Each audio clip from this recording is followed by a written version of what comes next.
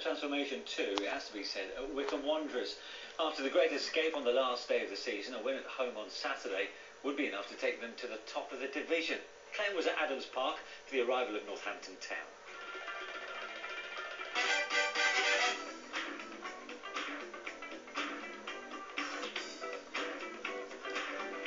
After their sweaty palms end to the last campaign, you could be forgiven for thinking that Wycombe Wanderers might have opted for a quieter life this time around. But instead, since their close shave with a return to the 5th tier after a 21-year absence, following the collapse of a much talked about takeover, their supporters trust remain in charge, but over the summer appointed the owner of the UK's largest privately owned farm ice cream business as their new chairman. He's also a part-time racing driver. Yesterday they were cleared of third-party ownership accusations made by Bristol Rovers, who went down instead of them, but did receive a rap on the knuckles from the Football League for making an undeclared payment to a former owner. And rather than relegation struggles, they started this season as genuine promotion candidates.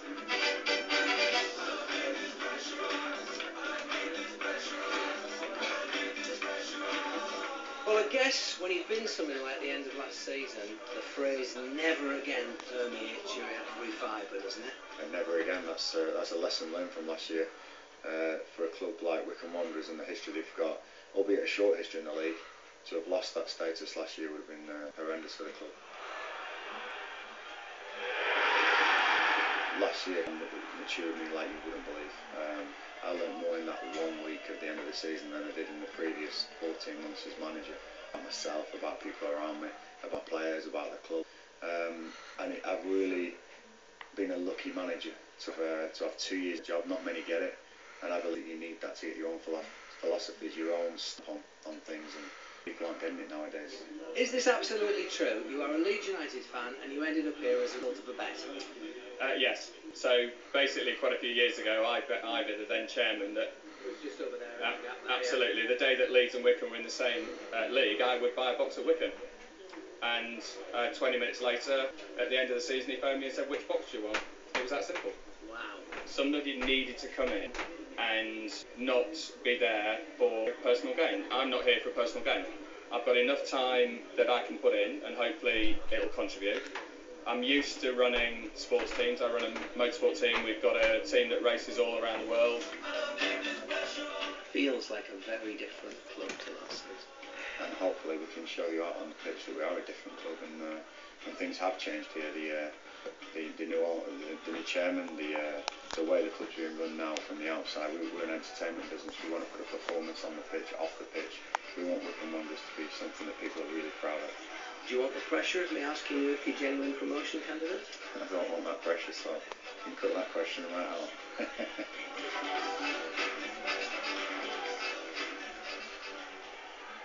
This would be a stern test of Wycombe's credentials. With 4 wins from 6, Northampton are another team brimming with confidence. Orson Diath wasted a glorious chance to open the scoring. Soon after, Ryan Creswell showed him how it should be done. The defender's first for his new club had the Cobblers on top by half-time. But after the break, Wycombe began to get a foothold in the game. Paul Hayes thought he equalised after Peter Murphy's header was saved. The offside flag ruined his celebrations. Then confusion struck as Northampton's Gregor Robertson was shown a second yellow for time wasting. His argument that he was merely waiting for a substitution to be made fell on deaf ears. And in the 8th minute of stoppage time, the 10 men crumbled as Wycombe grabbed their equaliser. Aaron Holloway leaping highest to extend his side's unbeaten run to 8 matches. A feisty end to a game that could have gone either way.